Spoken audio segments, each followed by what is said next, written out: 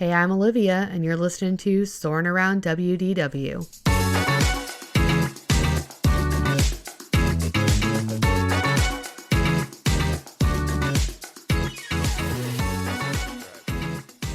Welcome back, flight crew. Happy Wednesday. We are here this week to wrap up Animal Kingdom with our third and final episode of our Parks of the Present Animal Kingdom series. And this is actually the final episode of this entire series for now. So we are coming to an end on Parks of the Present. Looking forward to getting into some new series after we hit our 1 year anniversary here in a couple of weeks.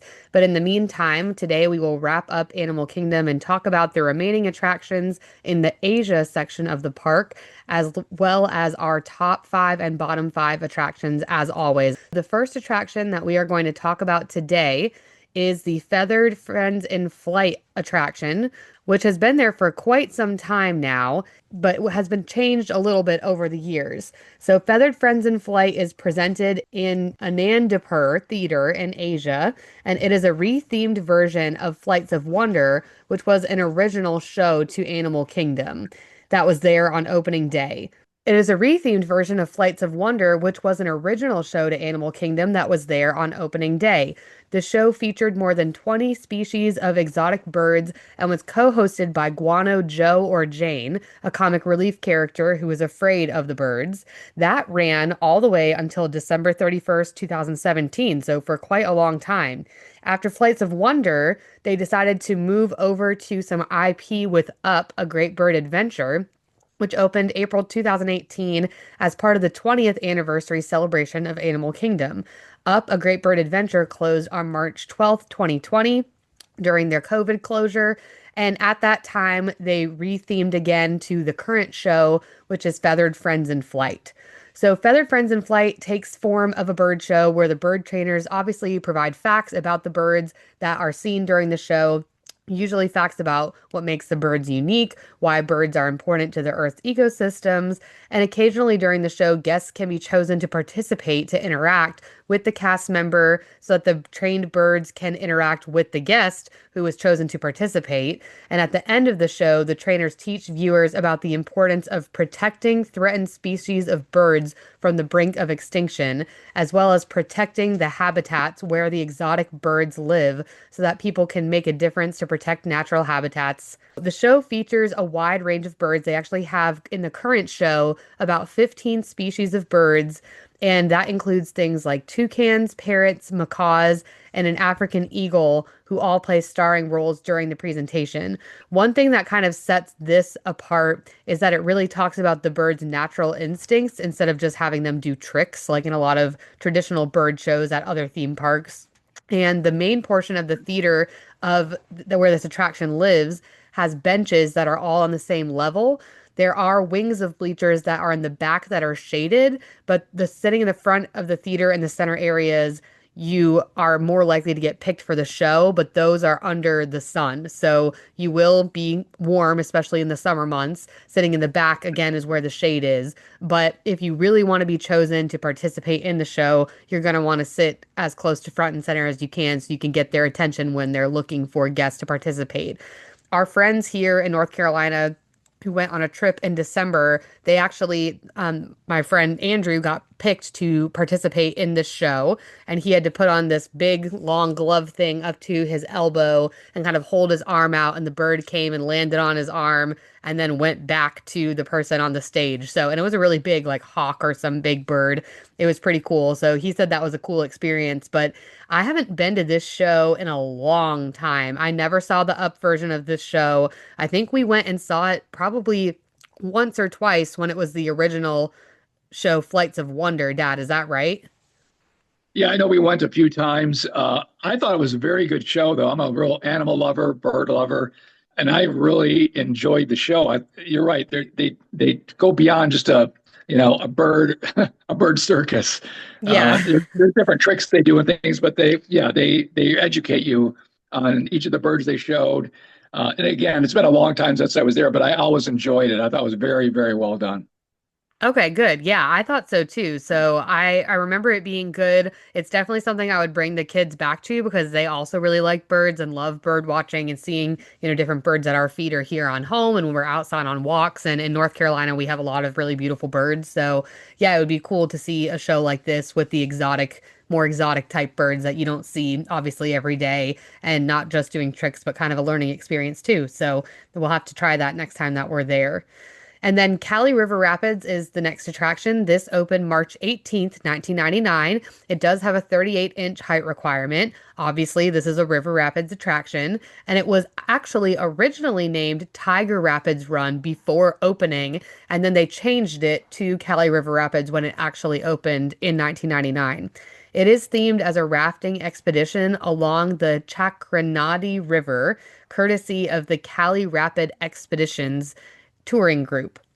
And in keeping with Disney's Animal Kingdom message of conservation and environmental protection, the actual purpose of this attraction is to talk about illegal logging and habitat destruction.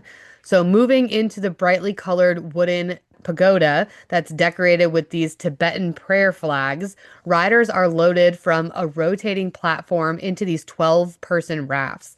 The rafts actually have different names, which I don't think I ever realized.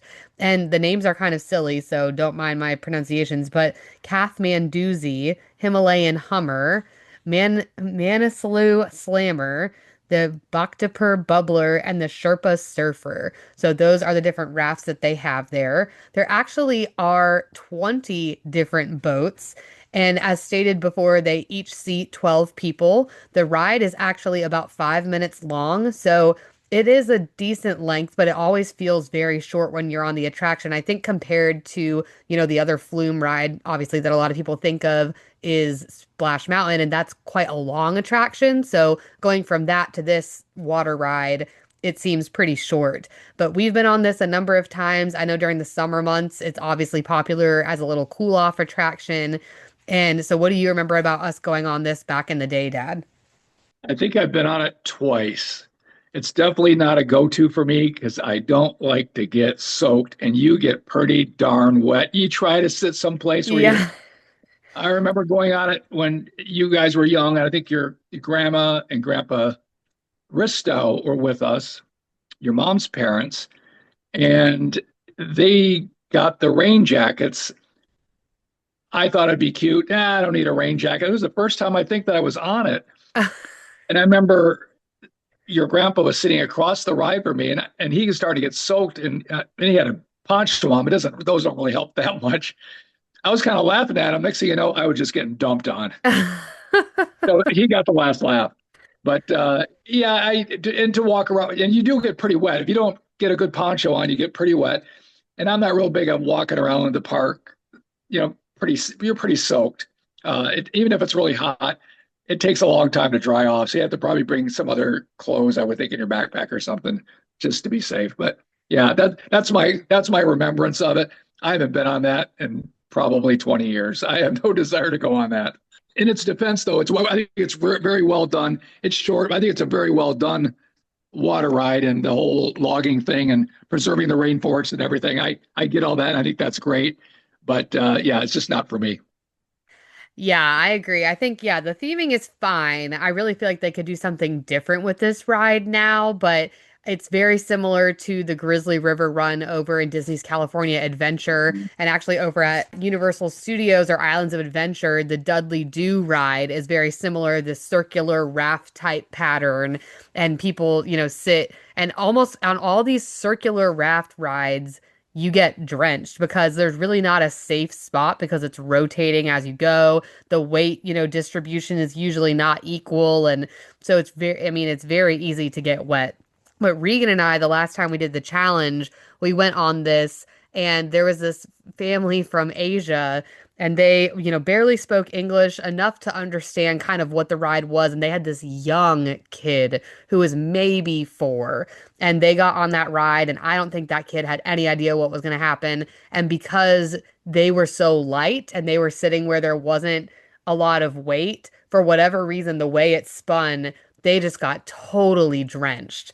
And Regan and I got very lucky. We did not get very wet that time. We just, drew the right card, I guess, and got in the right seats.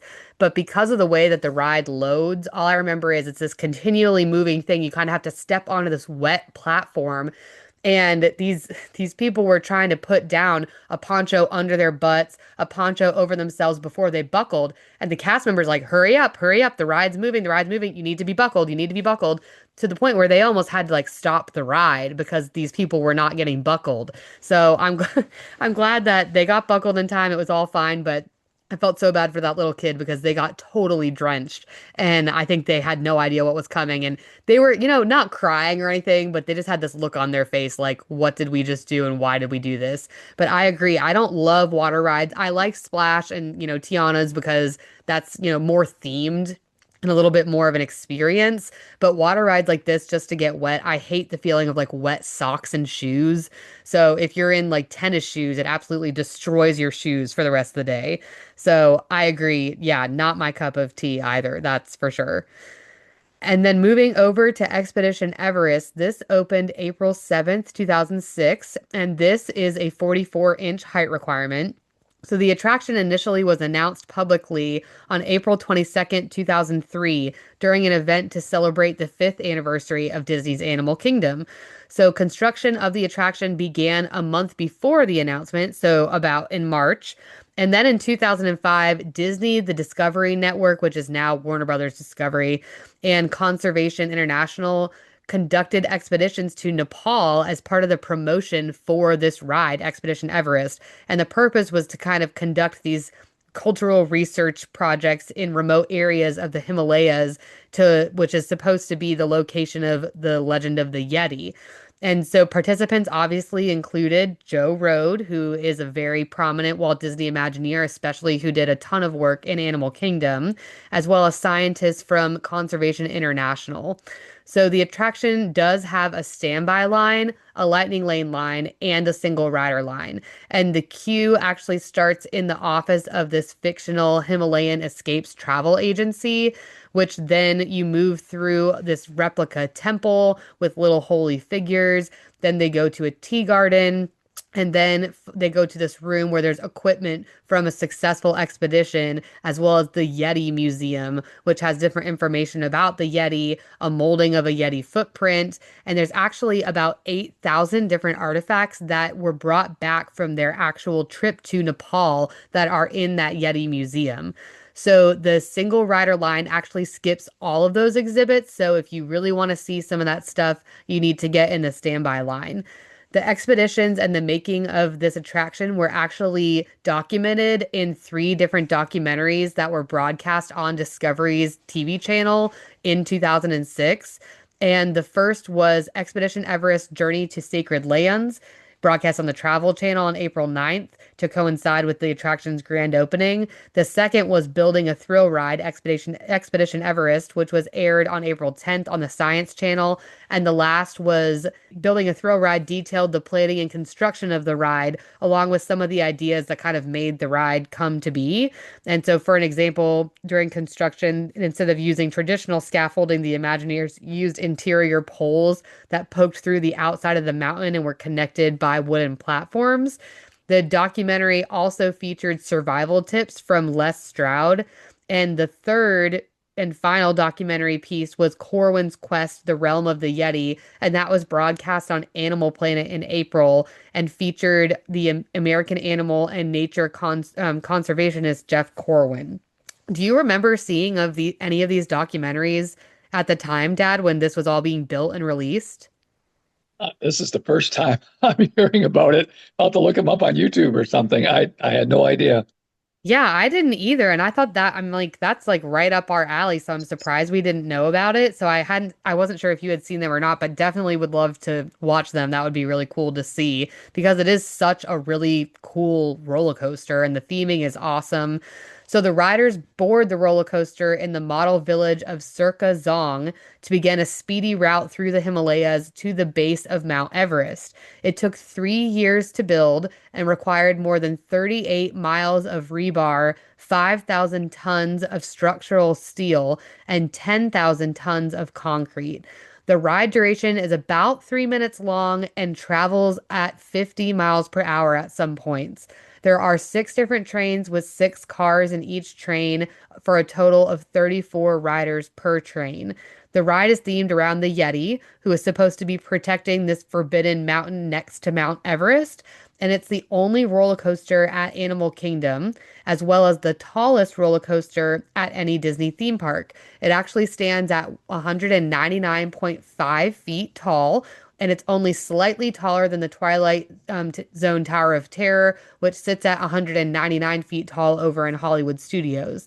The reason that it is that tall and not 200 feet tall or taller, as we've talked about in previous episodes, is because they would have to have a red blinking light on the top for airplanes. And that obviously takes away from the feel of the mountain if there's this blinking light on the top. So that's why it's slightly under. Expedition Everest uses a track system by the Dutch manufacturer Vekoma, where the rails are actually mounted on the outer surface of the tires rather than the inner surface. And this was the first large-scale installation of this system.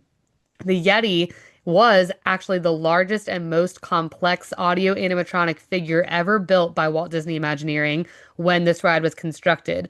It's 25 feet tall and its skin measures 1,000 square feet. It's held in place by 1,000 snaps and 250 zippers. The movement is actually controlled by 19 actuators. When functioning in A mode, but that's its full mode of operation. And in A mode, it was able to move 5 feet horizontally and 18 inches vertically. However, a few months after the ride opened in 2006, the Yeti figures framing split, which threatened catastrophic malfunction if it were to operate in A mode. So since then, it has only ever operated in the alternative B mode, where there's this strobe light effect to give the appearance of movement, earning it the nickname of Disco Yeti, which is what a lot of fans call this, Yeti now.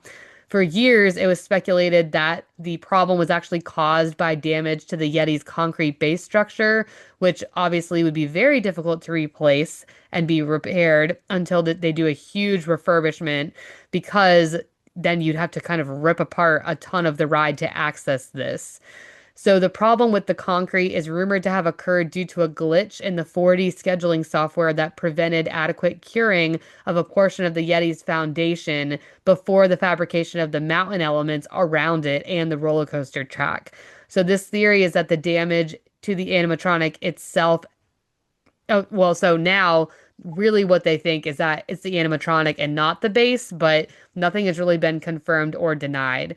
Joe Rohde, the Imagineer who is in charge of this amazing animatronic and the attraction, was asked about the Yeti at the 2013 D23 Expo, and he responded, "You have to understand it. It's a giant complicated machine sitting on top of like a 46-foot tall tower in the middle of a finished building. So it's really hard to fix, but we are working on it, and we will continue to work on it. We have tried several things, and none of them quite get to the key turning of the 40-foot tower inside of a finished building, but we are working on it. I will fix the Yeti someday, I swear." However, Joe Rohde retired from Walt Disney Imagineering January 4th, 2021, never completing the repairs to this Yeti animatronic. So it remains in B mode. This ride actually has won quite a few, titles and recognition awards. The 2011 of the Guinness edition of the Guinness World Records list Expedition Everest as the most expensive roller coaster in the world, which the total cost of the ride was reported to be 100 million US dollars over 6 years of planning and construction. And that was a record for the ride at the time. However, now that has been bumped to number two because Hagrid's Magical Creatures Motorbike Adventure at Islands of Adventure over in Universal opened and cost $300 million. Expedition Everest is the most recently opened attraction at Walt Disney World that is not based on pre-existing intellectual property. So that is still true today. There has been nothing since then that is so well themed that is not intellectual property. Everything else has been based off of IP. Expedition Everest was also the first Disney roller coaster to switch between a forward and backward section during the same ride, where you have to change tracks from moving in a forward motion to a backward motion on a roller coaster. And it was the 18th mountain themed attraction built on a Disney property. So, obviously, a ton of information about this attraction. So, Dad, tell me what you remember about this roller coaster and what you like and don't like about it, if anything. I like it a lot. It's probably one of my favorite attractions in all the parks. It's up there in the top five for sure. I really like the way it goes backwards. To me, that was a great addition to just a standard roller coaster where you go up and it shows kind of where the Yeti ripped the track out, if I remember right. Yeah. And then it turns you and backs you out, and you're really cooking. I mean, you're really flying on that thing faster than just about any other coaster or attraction, I think, other than maybe Test Track goes like 63 or something, 63.5 or something like that. But yeah, I really like it. I think the Imagineers did a great job with it. Joe Rohde did a great job with all that. I remember, I think we first wrote it. The Yeti was working because we wrote it right the year that Yeah. it was uh, came together. And you and I did, I think. And I think Doreen was with Regan, and I think Regan bailed. Yes.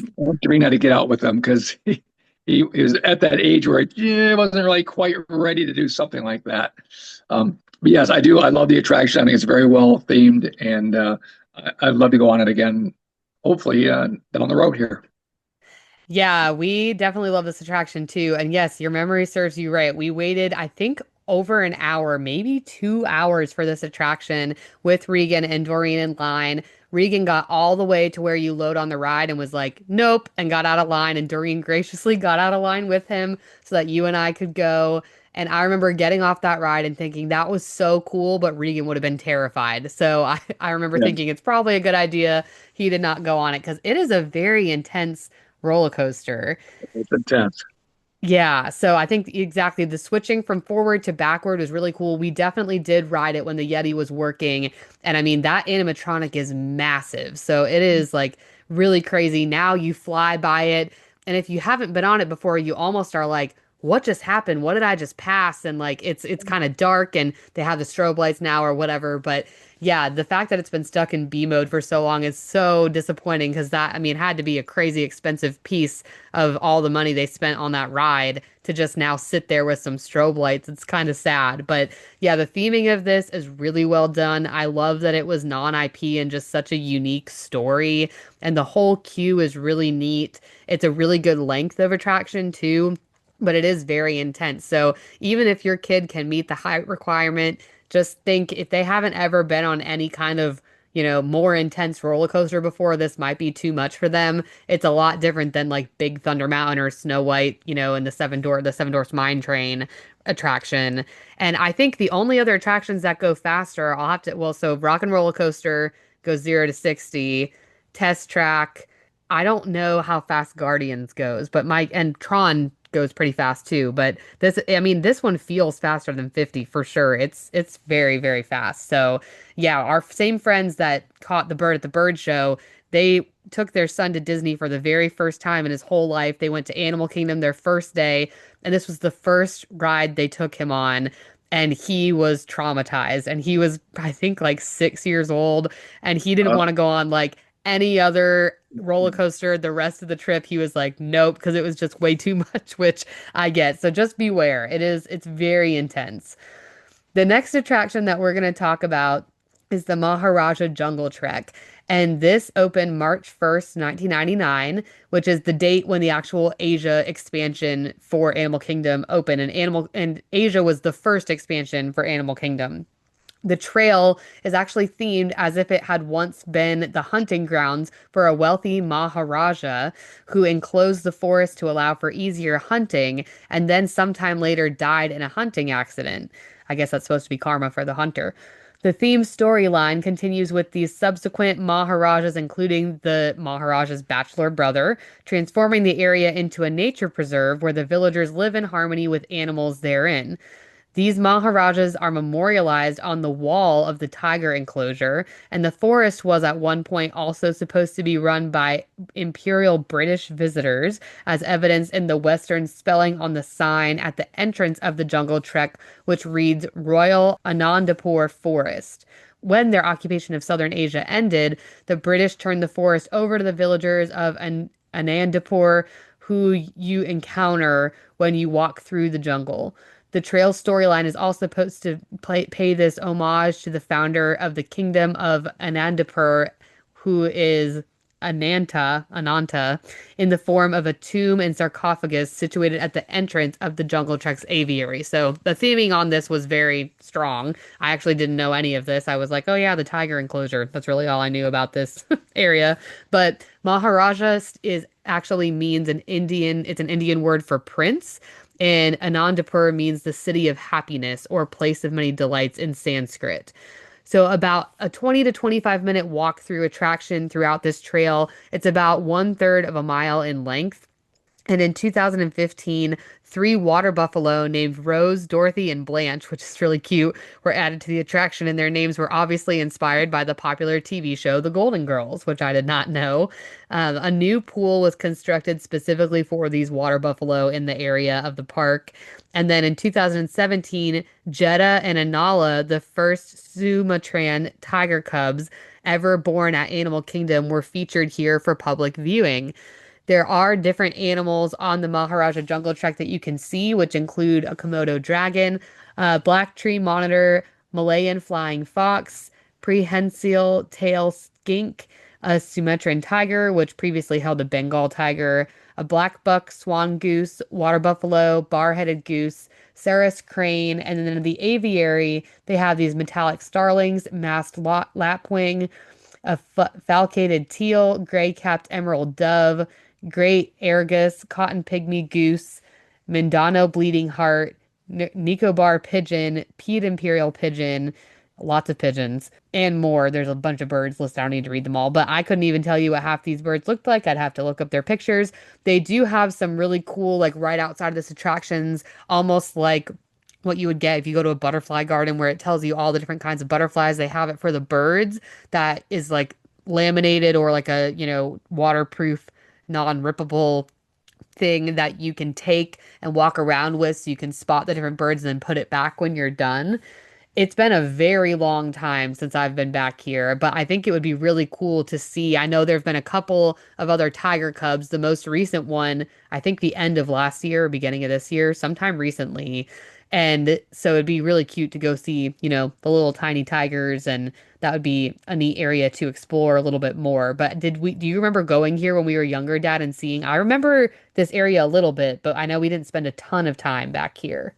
No, we were the half park Animal Kingdom family. Yeah. Would rip in there, do the shows, do a few rides, and Tarzan rocks and all those things. Then we'll get out and probably go over to the Magic Kingdom or something to finish up the day.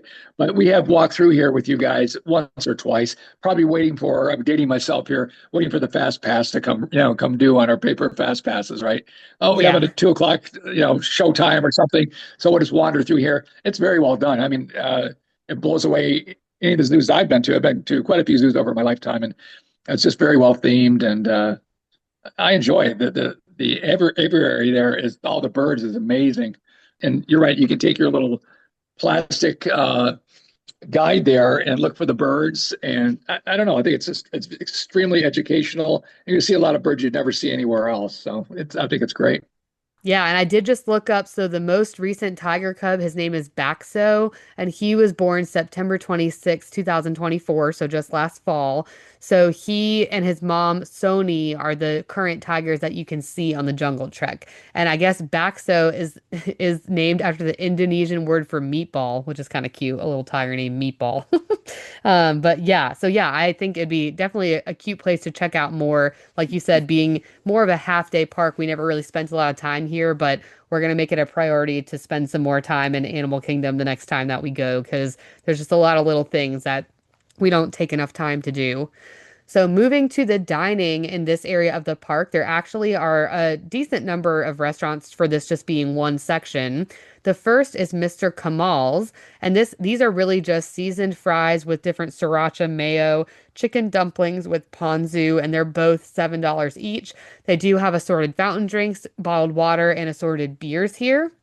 Then we have the Warung Outpost, and this opened July 3rd, 2011, but was previously called Upcountry. The name changed December 12th, 2015. And this is actually a bar or lounge where they have assorted chips along with drinks. They do have non-alcoholic drinks, bottled beverages, and this Shangri-La Berry Freeze, which are the drinks are about $4 to $6 each for non-alcoholic options. Then their alcoholic options are the Maharaja Lime Margarita, Sierra Nevada Pale Ale, Kona Longboard Island Lager, which are $12 to $15 each.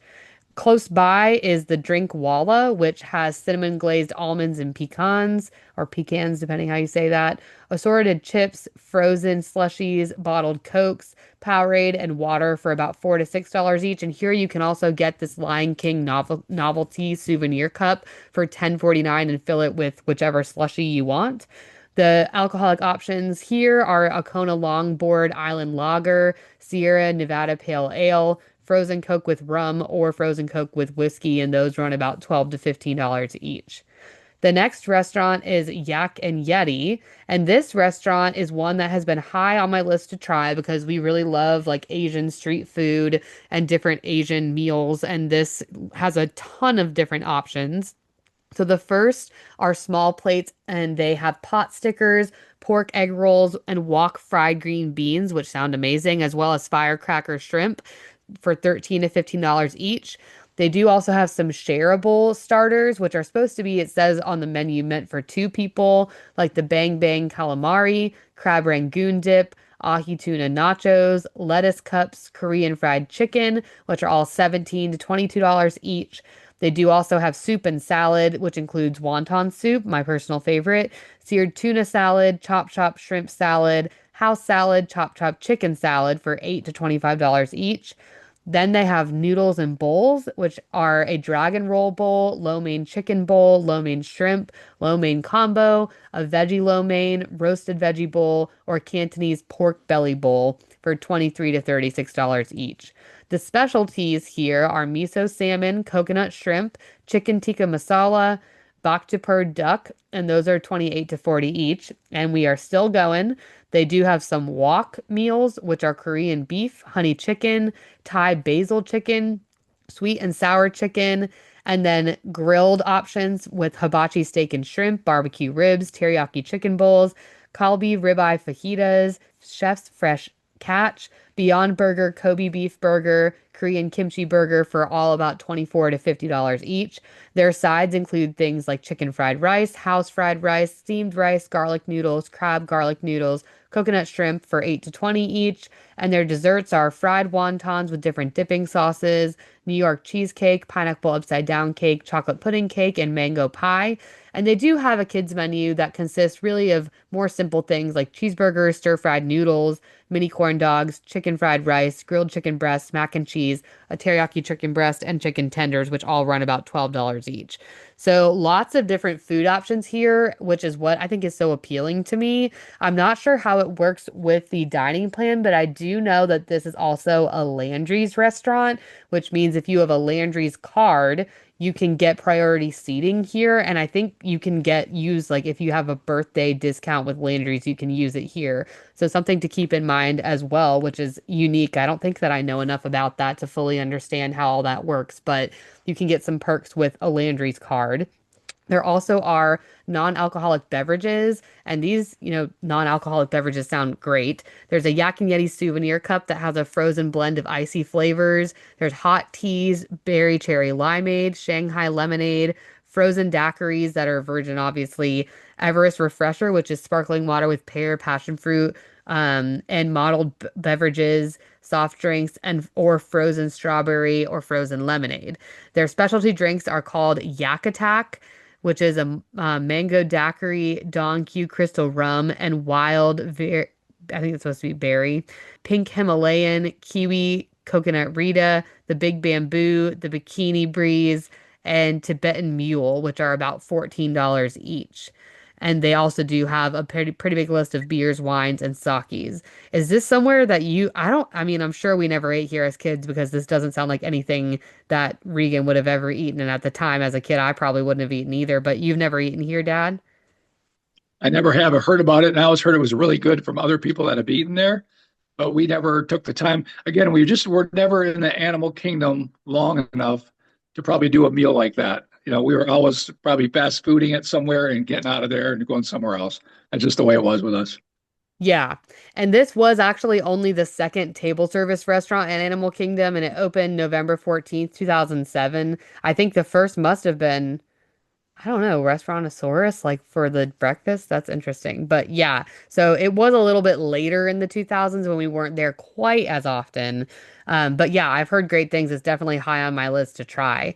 They do also have a Yak and Yeti local food cafe, which is more like a quick service side. This has more limited options, but it does have some options too.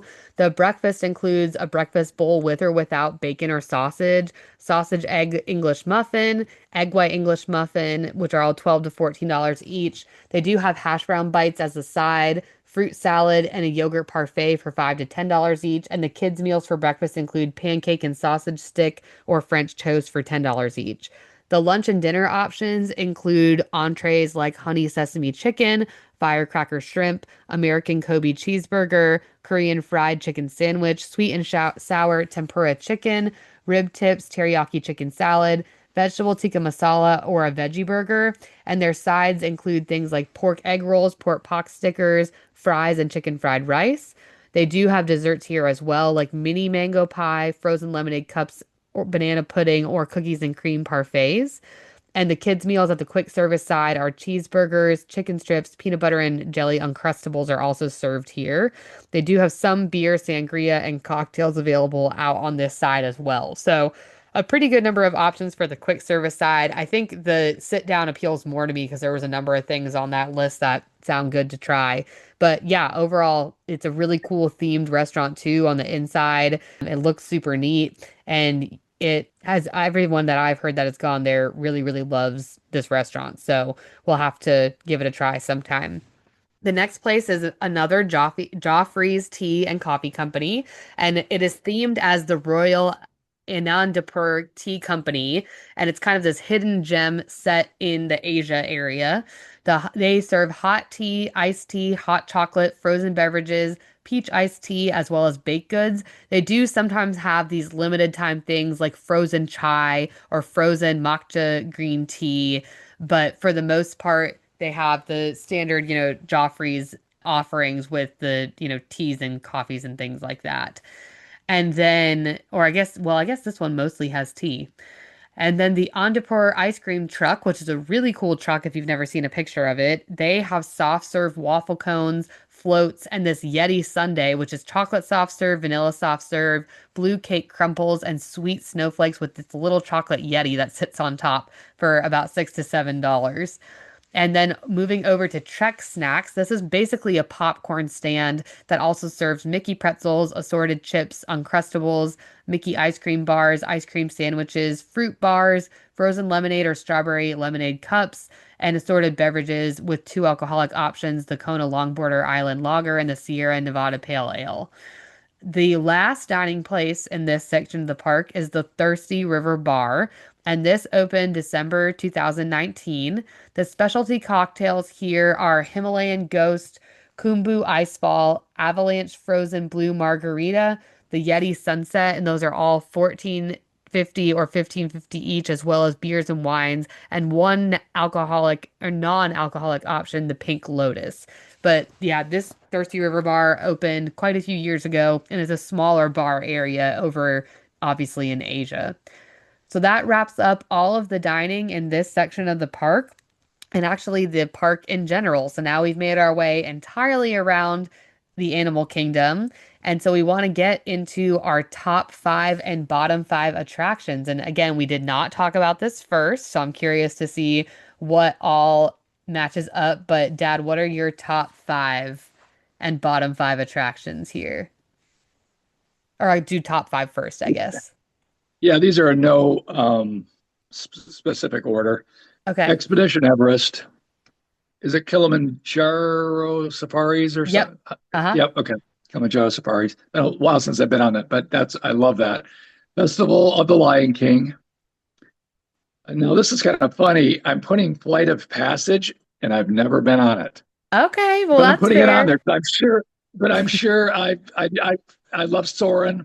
And I've seen some YouTube videos of people that have, tried to film it. I know it doesn't give it justice, but I think I'd really like that, and we'll get on that one of these days. Even though I think it's just recently closed, I like Dinosaur It's still open. also. Still open till It's the still end of like, the year. Yeah. okay, so Dinosaur, I still like Dinosaur. So those are my top five.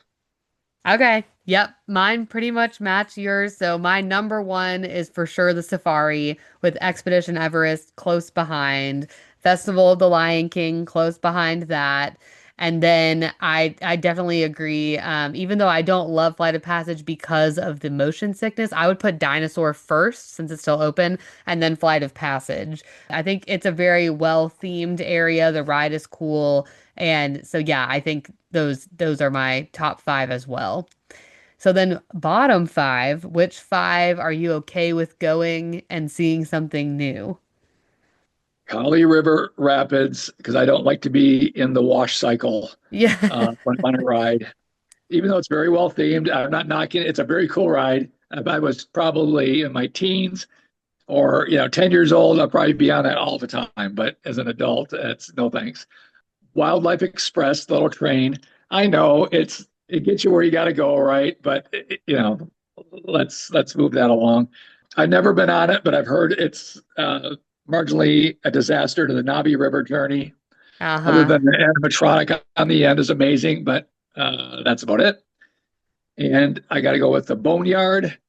I know Regan went there when he was little a couple of times, but I thought that was pretty lame. But again, if you have little kids, I get it. But I had to pick something here. We don't have a lot to pick from. Yeah. Um, and Rafiki's Planet Watch, I had to throw that in there too. I believe it's called that, isn't it? Yeah. Rafiki's Planet Watch. Yeah, Uh-huh. is that the where the petting zoo is? I did Yep. like the petting zoo. For I love animals, so I'd sit there and pet the animals too. I get that, but yeah, I could do that at any you know fall festival up in Yeah. Michigan, right? Yeah, I agree. Yeah. Yeah, those are my five.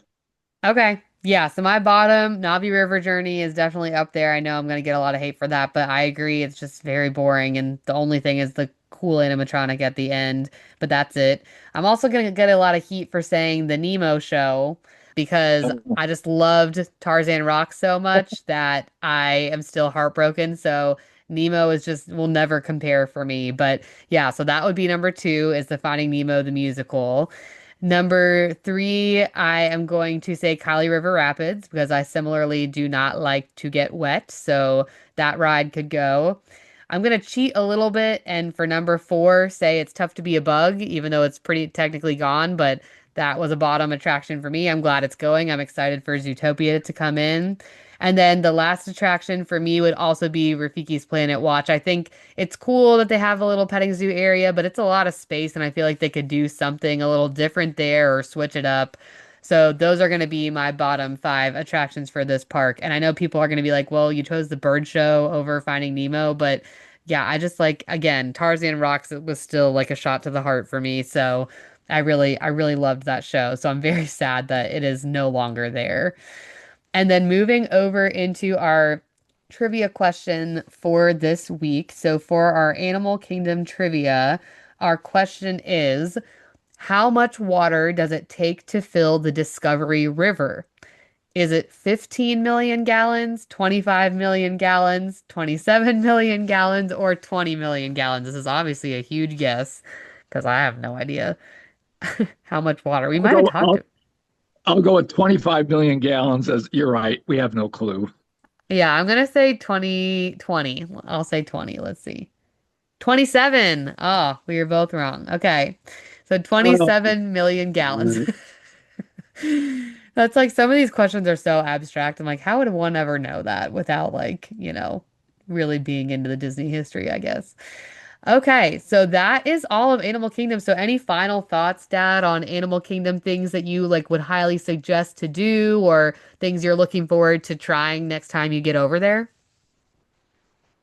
I would say for any family, Legend of the Lion King is a just you got to do that at least once.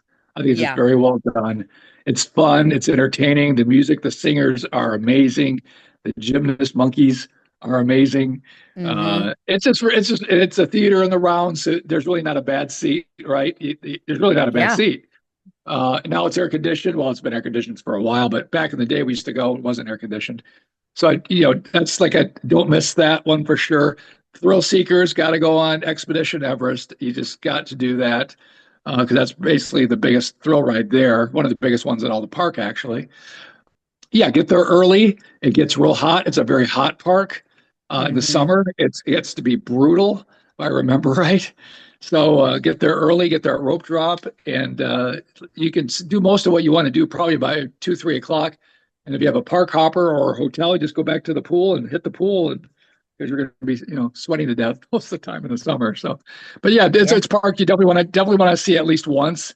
Um, in your lifetime. And if you live in the area or move down to that area, you'll want to go back probably a few times and check it out because there's going to be some big changes coming there that are going to be, I think, a real plus. I know Indiana Jones, I believe, is coming as Yeah. one thing, and I can't wait for that. So that's probably yeah, I'll definitely be checking the park out when that comes. So that's about it. Yeah. Good. I agree. I think this is the park that always opens the earliest. So just keep that in mind when you're planning your days. You don't really want to have a really late night the night before and then have to get up earlier for their rope drop because they usually are open at 8. So if you're staying on Disney property and you have that early magic hours that it got extended for 2026 as well, that's 30 minutes earlier. So that's a 7:30 entry time, which means you want to be there like 6:30, 7 o'clock. And this is one park that I don't recommend purchasing lightning lanes for because if you get there and you rope drop Flight of Passage, you can pretty much you'll have low weights on almost everything else the rest of the day. There you could purchase a single pass for Flight of Passage and rope drop everything else and probably get everything done really quickly. But yeah, I agree. This is definitely a park you can do in less time. I think next time we go to this park, I'm looking forward to spending a little more time and trying some more of the dining options. I think doing the Yak and Yeti is definitely high for me for a restaurant for dining. And then also trying the character dining here is high on the list, the character breakfast that they have. So that is another place, the Tusker House, that I want to try next time that we go. But I'm also really looking forward to the changes with Zootopia, with Encanto, with Indiana Jones. So as sad as I am to see Dinosaur go, which is I'm sad, but it is a little, wild and excited to see something different. I think it will be, a very positive change for the park. So definitely looking forward to all of that coming soon and not sure when we'll get back to this park, but Eileen's been asking because she's only ever been once when she was really little. So we'll see what's to come. But that is it for Animal Kingdom. So thank you guys so much for listening to this whole Parks of the Present series. If you're a newer listener, we started back quite a while ago with the Magic Kingdom and have worked our way all the way through Hollywood Studios, Epcot, and now finally Animal Kingdom. And we'll be moving on to some new series here coming up in the next few weeks. So stay tuned for that. We also are coming up on our 1 year anniversary of our show, which will be in August. So look out for that episode. We'll be doing a fun little giveaway and also kind of going through some fun questions that you guys have for us too. So if you have any specific questions that you want us to answer, feel free to send us a DM on Instagram or look out for the question boxes in the story. If you're not on Instagram, you can comment either on YouTube or on Spotify if you have any questions that you want us to answer.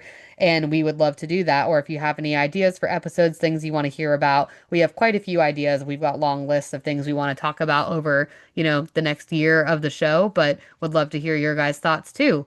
So that is it for this week. Thanks so much, guys, for listening. Thanks to Dad for joining me, and we appreciate it. See you next time. Hey, thanks so much for listening. If you enjoyed today's episode, be sure to give us a follow on Instagram at Soarin Around WDW Pod, where we share fun reels, throwback photos, and dive into our old versus new debates. If you're listening on YouTube, don't forget to like, subscribe, and drop a comment. And for our Spotify listeners, a follow and a 5-star review would mean the world. If you're listening on Apple, hit that 5-star button and leave us a written review as well. Thanks again for joining us. See you next time.